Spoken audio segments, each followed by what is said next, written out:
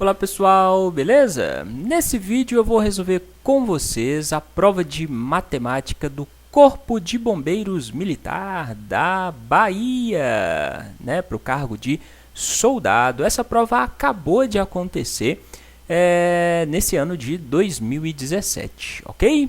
Se é a primeira vez que você está chegando aqui no canal, seja bem-vindo. Se você já conhece o canal, seja bem-vindo da mesma forma. Se você curtir as explicações que serão dadas nesse vídeo, por favor, me faz um favor, deixa um joinha e compartilha o vídeo, compartilha o link do canal nas suas redes sociais, no Facebook, no Twitter, no WhatsApp, manda para alguém o link do canal que você sabe que está se preparando para o Enem, por exemplo, para ajudar o canal a crescer, combinado? E se você ainda não está inscrito aqui no canal, clica nessa carinha que está aqui do lado, ó, se inscreve e dá aquela força para ajudar a gente a alcançar a meta de 10 mil inscritos esse ano. Beleza? No mais, se você tiver dúvidas em relação a qualquer uma das questões apresentadas nessa prova, pode me escrever, deixe suas dúvidas aqui embaixo, ó, nos comentários do vídeo, que eu sempre respondo. Vamos resolver essa prova? Essa prova tinha 5 questões. Se comparada com a prova da Polícia Militar para o cargo de soldado, que aconteceu junto com essa prova foi um pouquinho mais difícil que a da PM, viu? Vamos ver como é que foi? A primeira questão era mais tranquila, dizia: a área de um triângulo retângulo cuja hipotenusa mede 2 raiz de 5 centímetros e um dos catetos mede 4 centímetros é igual a quanto? Bom, a gente tem um triângulo retângulo, né? Esse aqui é o ângulo reto. Ele diz que a hipotenusa, que é o lado que está oposto ao ângulo reto, é 2 raiz de 5. Um dos catetos mede 4 e o outro cateto a gente não sabe, mede x. Se a gente considerar, ele quer saber o quê? A área, né? A área de um triângulo qualquer é calculada dividindo-se a base vezes a altura por 2. Base vezes a altura dividido por 2. Se a gente considerar que a hipotenusa é a base, a altura vai estar aqui, né? E aí a gente vai ter que calcular essa altura. Agora, se a gente considerar que este cateto aqui é a base, a altura vai ser o x, vai ser o outro cateto. Então, talvez seja mais fácil a gente calcular o valor desse cateto para considerar o 4 como sendo a base e o x como sendo a altura e assim calcular a área, não é? Como é que a gente calcula esse cateto? Basta fazer o teorema de Pitágoras, não é? O quadrado da hipotenusa, 2 raiz de 5 ao quadrado, é igual à soma dos quadrados dos catetos, 4 ao quadrado mais x ao quadrado, 4 ao quadrado mais x ao quadrado, não é? 2 raiz de 5 ao quadrado é 2 raiz de 5 vezes 2 raiz de 5. 2 vezes 2 dá 4, raiz de 5 vezes raiz de 5 dá 5, não é? Então, a gente vai ficar com 4 vezes 5, ok? 4 ao quadrado é 4 vezes 4, 16, mais x ao quadrado. 4 vezes 5, 20. Pego esse 16 que está positivo, passo para o lado de cá, ele vai passar negativo. 20 menos 16 dá 4. 4 é igual a x ao quadrado. O x vai ser, então, raiz quadrada de 4. Raiz de 4 é 2. Logo, esse cateto, que a gente vai considerar como sendo a altura, vale 2. Agora, a gente consegue calcular a área desse triângulo, né? A área é igual a base 4 vezes a altura, que é x, que a gente calculou, é 2, tudo dividido por 2. Base vezes a altura dividido por 2. O que você pode fazer aqui? Corta esse 2 com esse 2, vai sobrar 4. A área é igual a 4 centímetros quadrados. Essa era a resposta da questão, a letra E. Certinho? Dúvidas? Se tiver dúvidas, pode perguntar. Não precisa ficar com vergonha, não se acanhe. Pode deixar suas dúvidas aqui embaixo nos comentários que eu tento te ajudar. Combinado? Sem ter dúvidas, o seu sucesso, a chance de sucesso é maior, eu te garanto, viu? Vamos passar para a segunda questão? Carlos cadastrou uma senha de acesso à internet que equivale ao 9º termo de uma progressão geométrica, cujo primeiro termo é o número 3 e cuja razão é a mesma da progressão aritmética 12, 14 e por aí vai. Nessas condições, a senha cadastrada por Carlos foi qual? Bom, essa questão é praticamente a mesma questão que caiu no concurso da Polícia Militar da Bahia, né, que foi realizado o concurso junto com esse dos bombeiros. Então, o problema diz que a gente tem uma progressão geométrica, cujo primeiro termo é o terceiro, né? O nono termo é a senha do Carlos, que a gente não sabe qual é, e a razão dessa progressão geométrica é a mesma da progressão aritmética 12, 14. Como que a gente calcula a razão de uma progressão aritmética? Primeiro, o que é uma progressão aritmética? É uma sequência de números, né, de termos que vão aumentando ou diminuindo a partir da soma de determinado valor. Aqui, para a gente calcular qual é a razão dessa progressão aritmética e, consequentemente, da progressão geométrica, basta a gente, então, subtrair este termo do antecessor dele. É assim que a gente calcula qual é a razão de uma progressão aritmética. A gente pega um termo e subtrai deste termo o termo antecessor. Então, a razão dessa PA vai ser 14 menos 12. 14 menos 12 dá 2. É só você observar que ela aumenta de 2 em 2. 12 mais 2 dá 14. Beleza? O problema disse que essa razão 2 é a mesma da progressão geométrica. Ok? Se a gente sabe qual é o primeiro termo, a gente quer saber qual é o nono termo e a gente sabe qual é a razão, a gente consegue calcular o nono termo a partir de uma fórmula de progressão geométrica, né? Então, se você estudou progressão geométrica e conhece os conceitos, você sabe que para calcular um determinado termo de uma progressão geométrica, a gente vai calcular esse termo, que a gente chama de termo que está na posição n. Esse termo é igual a um termo que a gente conhece, que está na posição k, vezes a razão da progressão geométrica elevada à posição n menos a posição de k. Ok? Nesse caso, a gente quer saber o nono termo, o A9. Esse nono termo é igual ao primeiro termo, o A1. Por que eu estou usando o primeiro termo? Porque a gente sabe qual é o primeiro termo. Ok? A1 vezes a razão da progressão geométrica, que a gente chamou de Q, elevado à posição do termo que a gente quer saber, 9, menos a posição do primeiro termo, 1. Entendeu? Então, o A9 vai ser igual ao A1. O A1 é quanto? 3, vezes a razão que a gente calculou é 2, elevado a 9 menos 1, 8. Ok? 2, se a gente tem multiplicação e potência, a gente resolve a potência primeiro, né? 2 elevado a 8 é 2 vezes 2, 4, vezes 2, 8, vezes 2, 16, vezes 2, 32, vezes 2, 64, vezes 2, 128, vezes 2, 256. Ufa! Então, o nono termo é igual a 3 vezes 256. 3 vezes 256 dá 768. Então, o nono termo é 768. Essa é a senha cadastrada por Carlos e, consequentemente, a resposta da questão, a letra B. Certinho? Dúvidas? Você, se não lembrasse dessa fórmula, você conseguiria resolver essa questão?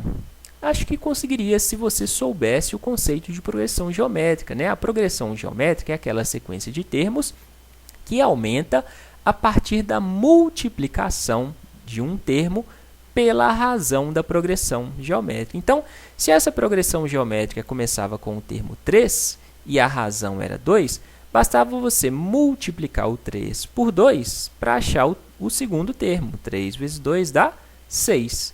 Multiplicando por 2 de novo, você achava o terceiro termo. 2 vezes 6, 12. 2 de novo, vezes 2 de novo, dá 24. 12 vezes 2, 24. 24 vezes 2 dá 48. 48 vezes 2 dá 96. 96 vezes 2 dá 192. Vezes 2 de novo dá 384. Vezes 2 dá 768. Então, esse é o nono termo. 1, 2, 3, 4, 5, 6, 7, 8, 9. É o nono termo, ou seja, a gente obteve exatamente a mesma resposta, ok? Então, se você não lembrasse, dava para calcular assim nessa prova. No entanto, eu te aconselho a saber a teoria, saber os conceitos de progressão geométrica, porque ele poderia pedir, por exemplo, o milésimo termo. Se ele pedisse o milésimo, você ia gastar um tempão fazendo essa multiplicação na hora da prova, né, até chegar no milésimo termo, concorda? Então, às vezes vale a pena guardar algumas fórmulas para conseguir resolver questões de um modo mais rápido, ok? Para você treinar esse tipo de raciocínio, treinar questões de progressão geométrica, eu vou deixar aqui em cima, pode aparecer aqui agora, por favor, apareceu? Nesse link você encontra uma questão de progressão geométrica, assim como na descrição do vídeo aqui embaixo. Ó, clique em mostrar mais e aí você vai ver o link de outras questões com temas relacionados aos temas desta prova. Beleza? Para quê? Para você treinar, ok? Vamos passar agora para mais uma questão. Essa questão dizia: GeoGebra é um aplicativo gratuito para descrever gráficos através da digitação da equação de uma curva. Ana utilizou esse aplicativo para descrever a equação da reta r, y é igual a 3x menos 2. Em seguida, digitou a equação da reta S paralela à reta r. Dentre as retas descritas a seguir, a equação da reta S digitada por Ana pode ser qual? Bom, basicamente a gente tem uma equação da reta e quer saber qual dessas equações é paralela a essa reta aqui, né? Então, a gente vai ter algo assim, uma reta R e uma reta S paralela à reta R. Se você observar essas retas que são paralelas, você consegue perceber que este ângulo aqui formado pela reta e o eixo x é igual a este ângulo formado pela reta e o eixo x? Isso significa que quando esses ângulos forem iguais, as duas retas serão paralelas. Assim, duas retas são paralelas quando elas têm os coeficientes angulares iguais. Então, para resolver essa questão, você precisava saber isso. Só isso. Duas retas são paralelas quando elas têm os coeficientes angulares iguais. O que é o coeficiente angular?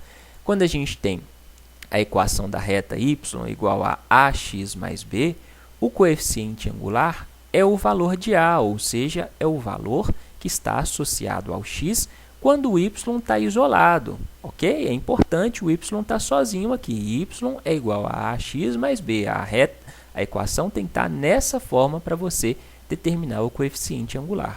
O coeficiente angular vai ser o valor de a. A primeira reta que a Ana usou, a reta R, era y é igual a 3x menos 2. Já está isolado o y, então o coeficiente angular vale 3, é o valor que está associado ao x.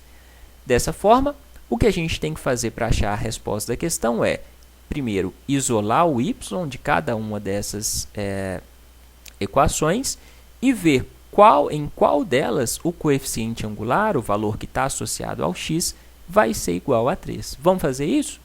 Então, se a gente pegar aqui a letra A, primeira coisa que a gente vai fazer é isolar o y, né? Então, eu vou pegar o 3x menos 1 e passar para o outro lado, eles vão passar com o sinal invertido. Então, a gente vai ficar com 2y é igual a menos 3x mais 1.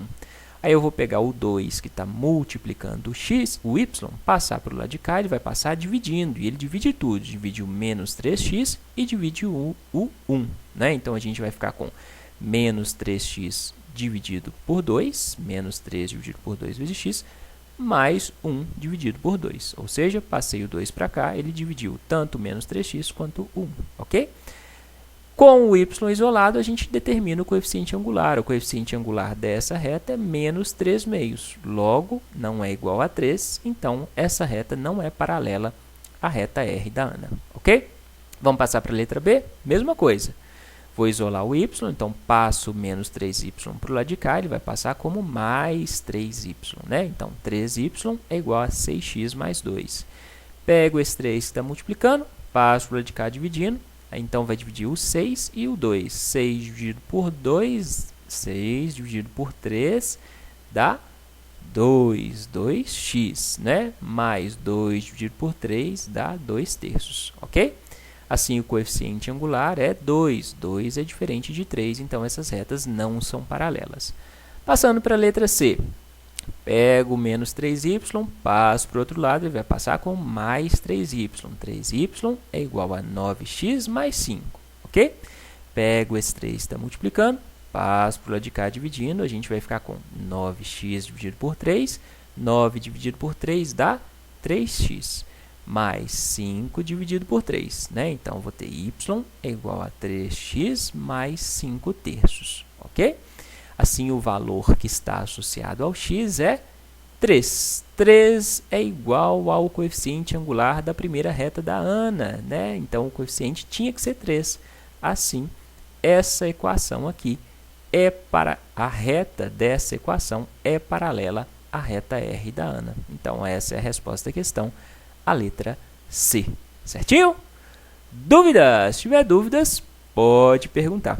Para essa questão, na descrição do vídeo, também vai ter outras questões de equação do primeiro grau, função do primeiro grau, para você treinar esse tipo de raciocínio, tá? Mas, basicamente, para resolver essa questão, precisava lembrar que duas retas são paralelas quando os coeficientes angulares são iguais, ok? Vamos passar para a penúltima questão. Essa questão tinha que saber sobre elipse só. Para passar num concurso público, o candidato deve descrever a equação da figura a seguir, que é uma elipse, né? Desse modo, a equação correta da figura é qual? Bom, primeiro, esse enunciado é uma sacanagem, né? Se você não acertar essa questão, você não vai passar na prova. Tinha que acertar, né? Numa elipse, a gente tem aqui um maior eixo e um menor eixo. Esse maior eixo, ele é formado por 2 vezes A, né? Então, a gente tem aqui, o maior eixo está indo de menos 5 até a origem, 0, né? Menos 5 até 0 e de 0 a 5. Esse maior eixo, que equivale a 2A, e você já vai entender a importância desse A, tem um módulo de quantas unidades? De menos 5 até 0 dá 5 unidades, né? Menos 5, 1, menos 4, menos 3, menos 2, menos 1, 0. São 5 unidades. E de 0 até 5 tem mais 5 unidades. Assim, o maior eixo vale 10, né? Esse maior eixo, que é igual a 2A, é igual a 10. Então, qual que vai ser o valor de A? Vai ser, vou pegar esse 2 que está multiplicando, passar para o lado de cá dividindo, a gente vai ficar com A igual a 10 dividido por 2. 10 dividido por 2 dá 5. A mesma coisa a gente vai fazer para o eixo menor. E aqui a gente vai encontrar o valor de 2b, ok? Daqui até aqui em cima. O menor eixo vai do menos 3 até o mais 3. Então, qual que é o comprimento desse menor eixo? Menos 3 até 0 são 3 unidades, de 0 até 3 são mais 3. 3 mais 3, 6. Então, o menor eixo, que equivale a 2b, é igual a 6. Assim, o b vai ser 6 dividido por 2, 3. O b vale 3. Por que são importantes esses valores de A e de B? Determinados a partir do maior e do menor eixo da elipse. Porque a equação reduzida da elipse é dada por x ao quadrado dividido por esse valor de A ao quadrado mais y ao quadrado dividido por esse valor de B ao quadrado. Isso igual a 1. Ok? Para resolver essa questão, você precisava saber isso. Se o maior eixo estiver aqui no eixo y, aí a equação reduzida vai ser diferente dessa, beleza? Dá uma olhada na teoria de elipse para você guardar isso, ok? Então, o que a gente tem que fazer agora é substituir o a e o b. O a vai ser 5, o b vai ser 3. Então, a gente vai ter x ao quadrado sobre 5 ao quadrado mais y ao quadrado sobre 3 ao quadrado igual a 1. 5 ao quadrado é 25, 3 ao quadrado, 3 vezes 3, 9. Né? Então, a equação vai ser x ao quadrado dividido por 25 mais y ao quadrado dividido por 9 é igual a 1. Essa era a resposta da questão, a letra E. Simples assim, não é? Simples, mas se você não soubesse os conceitos, né, a teoria de elipse, você provavelmente teria dificuldade para resolver, né? Mas é a vida, caem questões assim nos concursos públicos. Vamos passar agora para a última questão. O comandante de uma tropa com 10 soldados irá escolher os 4 melhores soldados para receberem cada um uma mesma condecoração. O total de possibilidades distintas de escolha desses 4 soldados é igual a quanto? Essa é uma típica questão de análise combinatória. Você tem 10 soldados e tem que organizar esses soldados de 4 em 4. Né? Dentre as opções, você vai trabalhar ou com arranjo ou com combinação. Qual dos dois você escolheria?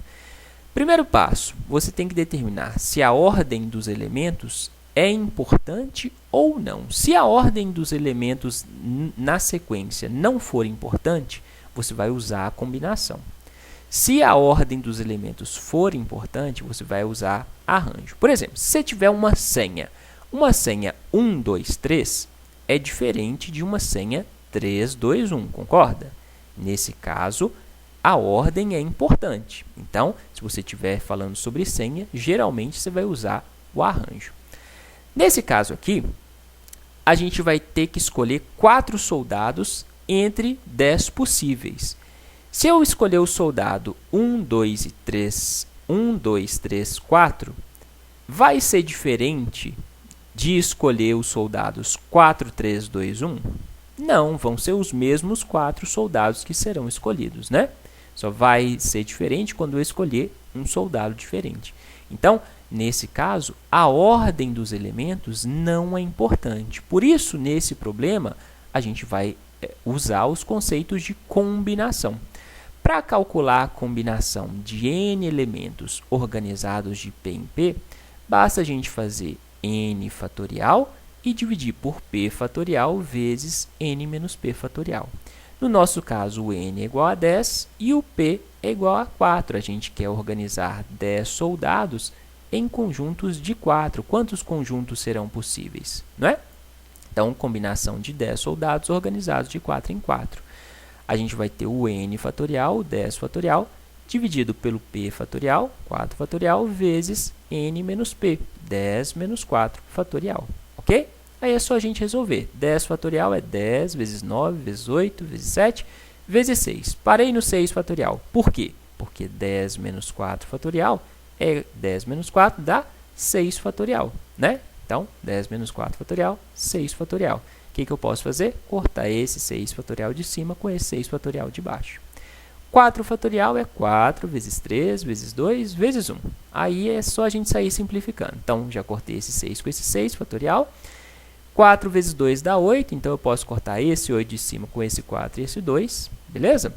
9 dividido por 3 dá 3. Então, a gente vai ficar com 10 vezes 3 vezes 7.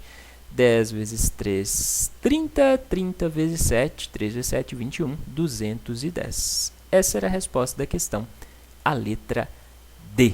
Certinho? Dúvidas? Se tiver dúvidas, pode perguntar aqui embaixo nos comentários do vídeo que eu terei prazer em te ajudar. Beleza? Para essa questão, vai aparecer aqui em cima, provavelmente, se não aparecer aqui em cima na descrição do vídeo, outra questão envolvendo combinação e talvez arranjo também, envolvendo análise combinatória no geral. Para quê? Para você treinar. Você só não vai ter dificuldade para resolver esse tipo de problema quando você pegar para fazer, né? Então, tem que pegar para fazer, ver onde está a sua dúvida, aí você tenta fazer, vai lá no vídeo, confere onde estava a sua dúvida, onde você errou, faz de novo e aí você vai ficar craque nisso, beleza? É isso, pessoal. Essa foi a última questão. Espero que vocês tenham curtido as explicações. Se curtiu, deixa o joinha, compartilha o vídeo e se inscreve no canal para dar uma força, beleza? No mais, é isso. Até a próxima.